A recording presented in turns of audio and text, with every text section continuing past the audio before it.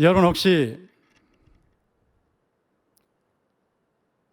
원숭이가 사람 된 것을 되는 과정을 본 적이 있습니까? 진화론자들은 아메바가 나중에 원숭이를 통해서 사람이 되었다고 주장을 하지만 사실은 원숭이가 사람이 되는 과정을 과학적으로 관찰하고 과학적으로 입증한 사람이 한 사람도 없습니다. 진화론은 잘못된 이론입니다. 여러분 혹시 곰이 사람이 되는 것을 본 적이 있습니까? 우리나라의 단군 신화에 보면 환웅이 하늘에서 태백산에 내려와서 하나님의 도시, 신시를 만들어 놓고 온 세상을 다스렸다 하는 기록이 있습니다. 환웅이 세상을 다스릴 때 곰으로 있다가 여자가 된 웅녀와 결혼해서 단군 왕검을 낳았다, 이렇게 기록되어 있습니다. 단군 왕검이 평양을 수도로 정하고 나라를 조선이라고 이름을 했는데, 그가 친히 하늘에서 내려온 천왕이라는 이런 명칭을 가지고 조선을 다스렸다고 되어 있습니다. 그가 단군이 성경에 나오는 무드셀라 969세보다 더 오래 1908년을 살고 산신이 되었다 하는 그런 기록이 있습니다. 단군 신화에 보면 곰이 인간이 되었다는 것이 나와 있지만 이것은 건국 신화에 불과한 것이고 역사적인 사실이 아닙니다. 그런데 왜 단군 신화에 하늘에서 내려온 환웅이 나오고 또 곰이 인간이 되고 인간이 된 웅녀와 하늘에서 내려온 환웅이 결혼을 하고 뭐 이런 것이 나올까요? 그것은 세상에 문제가 하도 많아서 이 많은 문제를 해결하기 위해서는 하늘에서 신이 내려와야 한다, 하늘에서 내려온 신이 인간 세계를 다스려야 한다 하는 이런 생각이 있기 때문이 아니겠습니까? 여러분들이 오늘 세상을 돌아보시면 세상에는 고통과 죽음이 정말로 심각한 문제로 나타나고 있습니다.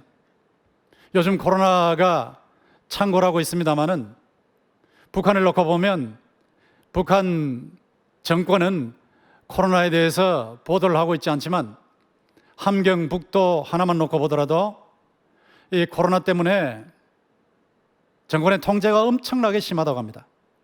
정권의 통제가 심하다가 보니까 사람들이 왕래할 수도 없고 그야말로 먹고 살 수 있는 터전인 장마당도 개설해서 거기에서 움직일 수 없다 보니까 사람들이 너무나 심한 가난에 시달리게 되었습니다. 그래서 가정 방랑자들이 많이 생기고 또 어린 제비족들이, 꽃제비족들이 많이 생기는 이런 비참한 사태가 되었습니다.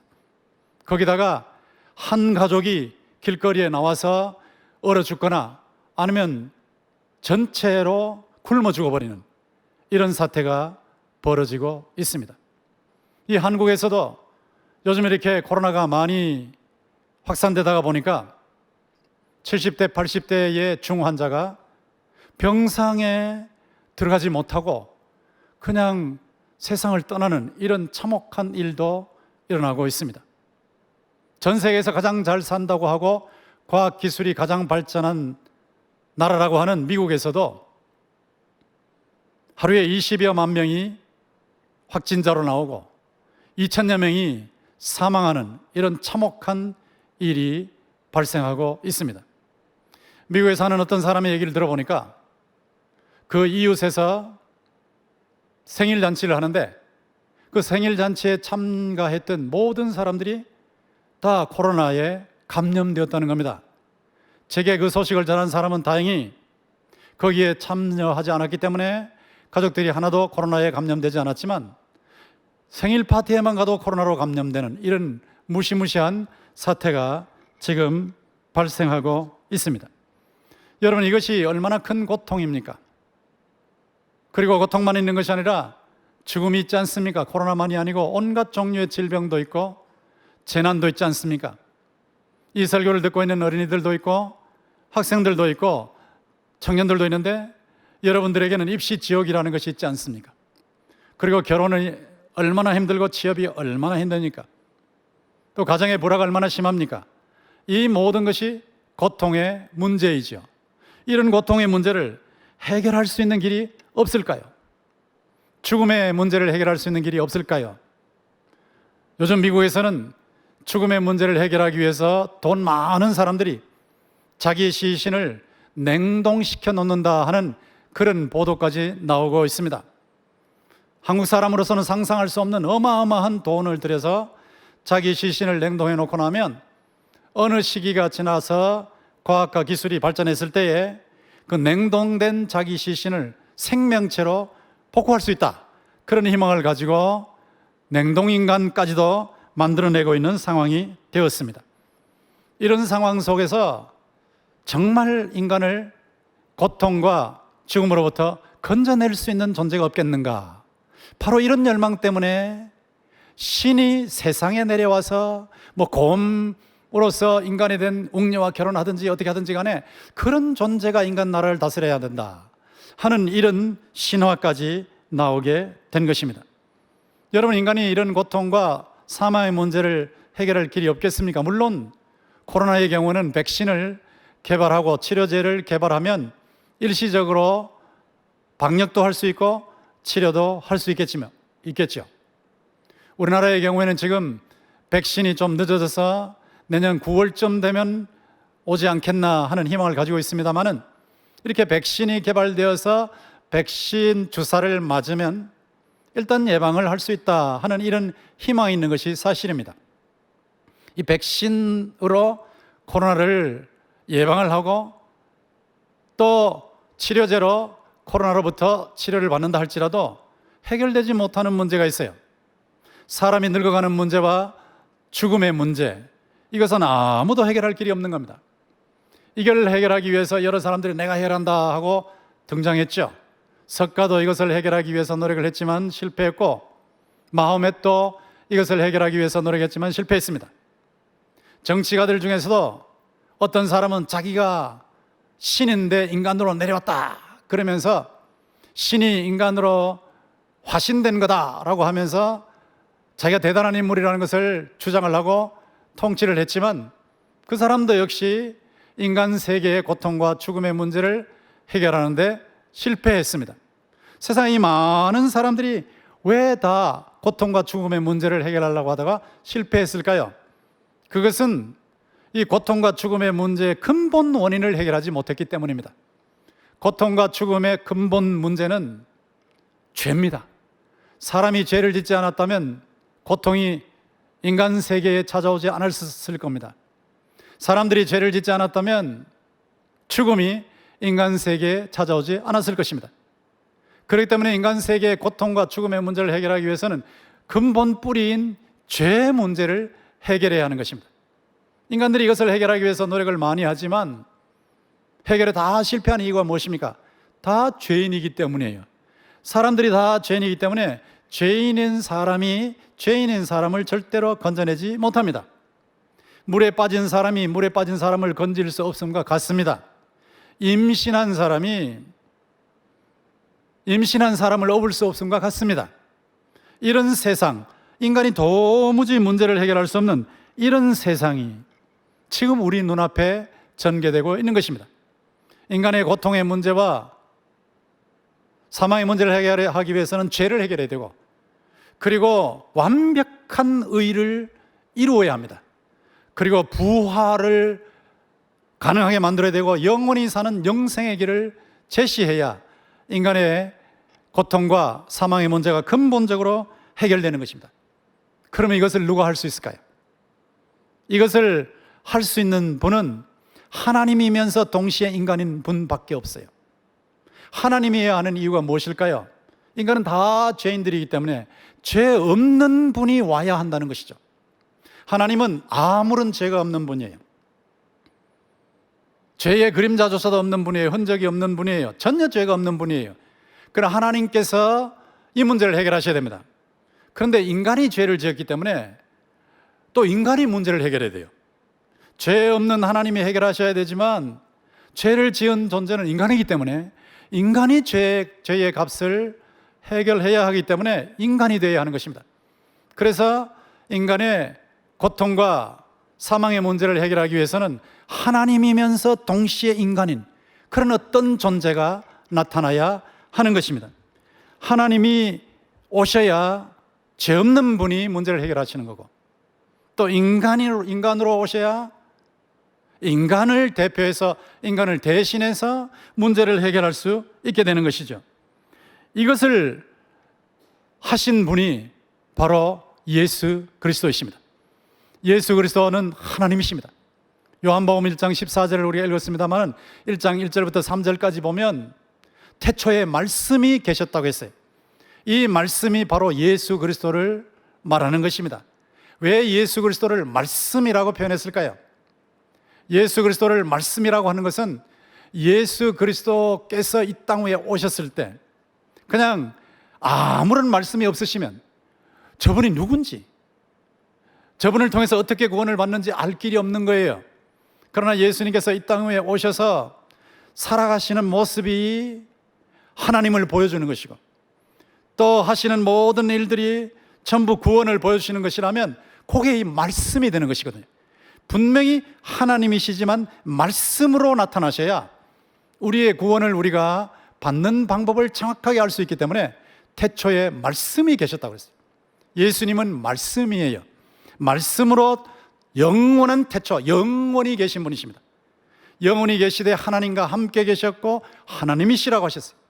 그리고 하나님으로서 온 세상의 만물을 인간과 함께 창조하신 분이라. 그러니까 예수님은 하나님이세요. 이 땅 위에 오신 아기 예수님은 하나님이십니다. 하나님이신데 인간으로 오신 거예요.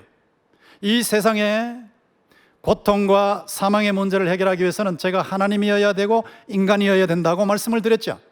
근데 예수께서는 100% 하나님이시면서 100% 인간이세요. 100% 하나님이라는 것은 여기 본문에 보면 그를 보니 하나님의 영광이 보인다고 그랬어요. 예수님을 볼 때 하나님의 영광이 보인다는 것은 예수님이 하나님이시기 때문에, 예수님이 나타나시면 하나님의 영광이 나타나는 거예요. 예수님이 말씀하시면 하나님의 영광스러운 말씀이 전달되는 겁니다. 예수님이 행동하시면 하나님의 영광스러운 행위가 나타나는 것입니다. 이 모든 것을 통해서 예수께서 하나님의 영광을 드러내 보이실 정도로 예수님은 하나님이십니다. 100% 하나님이신데 이 100% 하나님이신 예수님께서 아무 죄가 없으신 분으로 이 땅 위에 오셔서 인간이 되신 거예요. 인간이 되셨을 때 인간의 대표 아담이 선악과를 따먹으로 죄를 지었고 그 죄 때문에 원죄라는 것이 들어왔고 원죄 때문에 고통과 사망이 이 땅 위에 온 것입니다. 그런데 아담 한 사람이 대표로 죄를 지어서 죄가 들어오고 사망이 들어오는 것과 똑같이 누군가가 대표로, 인간의 대표로 오셔가지고 죄를 처리하시고 의를 완성하시고 영생의 일을 여셔야 하는 거예요. 근데 그 대표가 바로 예수님입니다. 예수님이 인간의 대표로 오셨는데 이 땅 위에 오셔서 탄생하실 때 성령으로 탄생하셨고 이 땅 위에 오셔서 사시는 동안에 완벽한 의를 이루셨어요. 거짓말 한마디 안 하셨어요. 생각으로도 죄를 지으신 적이 없어요. 모든 생각과 말과 행동을 통해서 하나님의 완벽한 뜻을 이루심으로 의를 완성하셨어요. 그 예수께서 또 우리의 죄 때문에, 이 세상의 모든 하나님의 백성들의 죄 때문에 그 죄값을 치르시기 위해서 십자가에서 피 흘려 죽으셨습니다. 그리고 제3일에 사망을 이기시고 부활하셨습니다. 그리고 온 세상을 고통과 죽음으로부터 해방시키는 구원의 다스림으로 다스리시게 된 것입니다. 이 예수님은 인간의 대표로 오셨기 때문에 예수님이 이루신 모든 의가 그를 믿는 모든 사람의 의가 되는 거예요. 예수님께서 처리하신 죄 때문에 그를 믿는 모든 사람의 죄가 해결되는 것입니다. 예수님께서 부활하셨기 때문에 그를 믿는 모든 사람들이 다 부활을 하는 것입니다. 예수님께서 영생으로 천국에서 영원히 다스리시기 때문에 그를 믿는 모든 사람들이 영원히 천국에서 영생의 다스리심을 받는 것입니다. 여기에 예수님이 대표라는 것이 나오죠. 그리고 예수님께서 우리를 위해서 십자가에서 죽으실 때 동시에 대신해서 죽으셨어요. 우리가 십자가에서 죽어야 되는데 예수께서 대신해서 죽으셨어요. 그리고 예수께서 이 땅에서 살아가실 때 완전히 의롭게 살아가신 모습이 우리의 삶의 모델이에요. 그러니까 예수님은 인간의 대표이시면서 대신이시면서 모델이세요. 여러분이 아마 손흥민 선수의 축구하는 장면을 보셨을 거예요. 저도 가끔씩 보는데 이 손흥민 선수가 축구할 때 정말 신나는 그 골인 장면, 통쾌합니다. 여러분, 손흥민이 골인을 했는데 우리가 이렇게 흥분을 하고, 골인 할 때도 흥분했지만 지금도 흥분합니까? 손흥민이 골을 넣으면 한국 선수가 넣은 거예요. 한국을 대표하는 선수가 넣은 거예요. 그러니까 손흥민이 넣는 것이 한국 모든 사람들이 넣는 거와 같아요, 국제 경기에서는. 그래서 손흥민이 한국의 대표라는 것 때문에 그가 골을 넣으면 한국 모든 사람들이 골을 넣은 것이 되는 것입니다. 이와 마찬가지로 예수님이 인류의 대표, 인간의 대표이기 때문에 예수님께서 이 땅 위에 탄생하셔서 의를 완성하시고 십자가에서 죽으시고 부활하신 것이 전부 대표로 하신 것이기 때문에 그 모든 것이 우리 모든 믿는 자에게 효과가 있는 줄로 믿습니다. 예수님이 그런 중요한 작업을 하시기 위해서 이 땅 위에 오시게 된 것입니다. 예수님의 탄생을 놓고 아이고 우리 성탄절인데 기뻐합시다, 메리 크리스마스 합시다, 너무너무 좋지 않습니까? 즐거운 시간 가집시다, 쾌락을 누리십시다. 요즘 코로나 때문에 만나지는 못하지만 어쨌든 최대한 즐거운 시간을 가지십시다, 이렇게 말을 하는데, 그렇게 하는 것은 성탄을 제대로 축하하는 태도가 아닙니다. 성탄을 축하한다 그럴 때는 예수께서 왜 오셨는지, 예수께서 이 땅 위에 왜 오셨는지를 분명히 아셔야 돼요. 제가 아까 말씀드린 대로, 조금 전에 말씀드린 대로 예수님께서는 이 세상의 모든 사람들, 예수 믿는 사람들을 고통과 사망으로부터 구원하시기 위해서 오셨어요. 근데 고통과 사망의 문제를 해결하시기 위해서는 죄의 문제를 해결하시기 위해 하셔야 되기 때문에 예수께서 죄의 문제를 해결하러 오신 것입니다.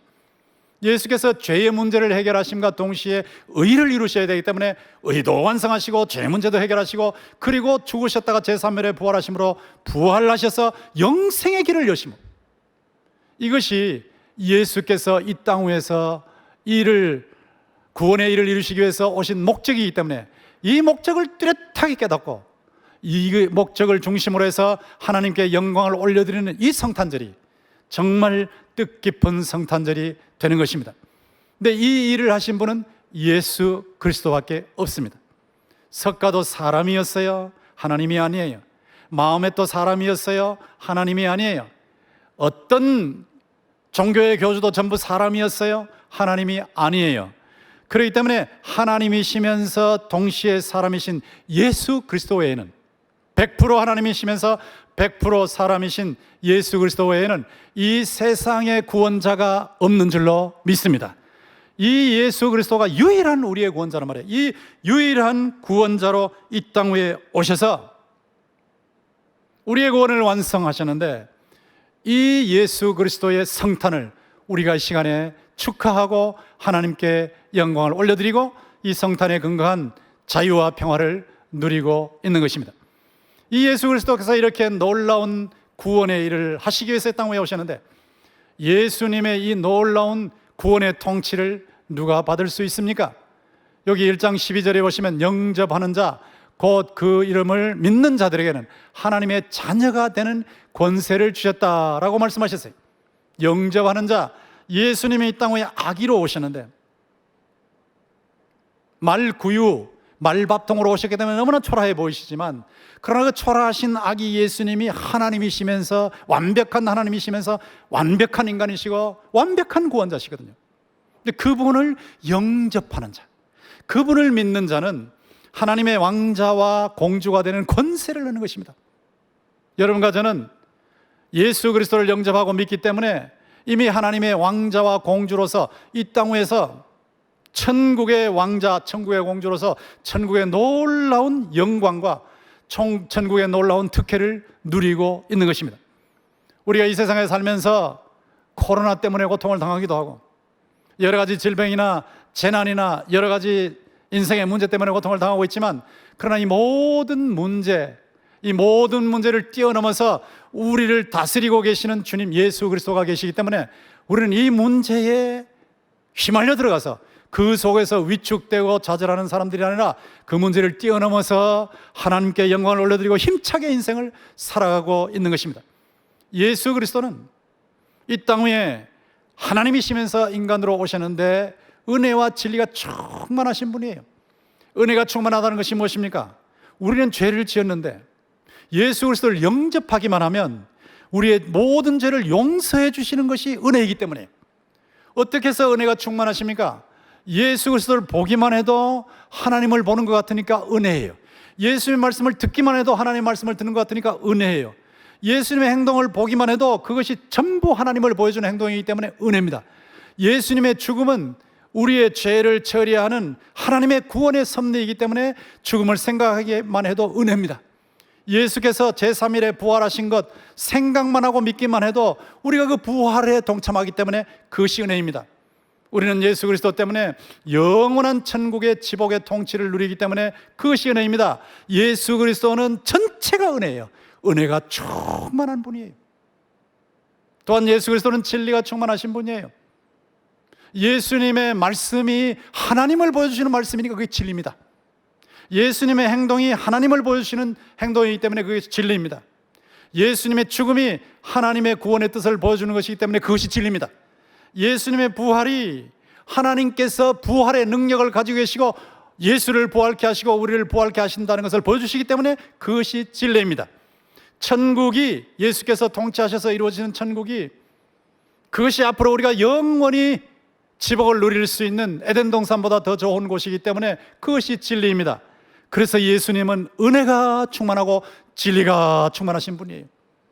은혜와 진리가 충만하신 예수 그리스도를 우리가 이 성탄절을 맞이해서 다시 영접하고, 영접한다는 말은 과거에 영접하지 않았다는 뜻이 아니에요. 다시 내 마음속에 모셔드리고 내 마음속에 구원 주인으로서, 구원의 주인으로서 나를 다스리게 해드릴 때에 우리도 역시 은혜와 진리가 넘치는 삶을 살 수가 있는 것입니다. 그래서 1장 12절에 영접하는 자 곧 그 이름을 믿는 자들에게는 하나님의 자녀가 되는 권세를 주셨다는 말씀이 있는 것입니다. 고린도후서 5장 17절에 보면 누구든지 그리스도 예수 안에 있으면 새로운 피조물이라. 보라, 옛것은 지나갔으니 보라, 이제 새것이 되었도다.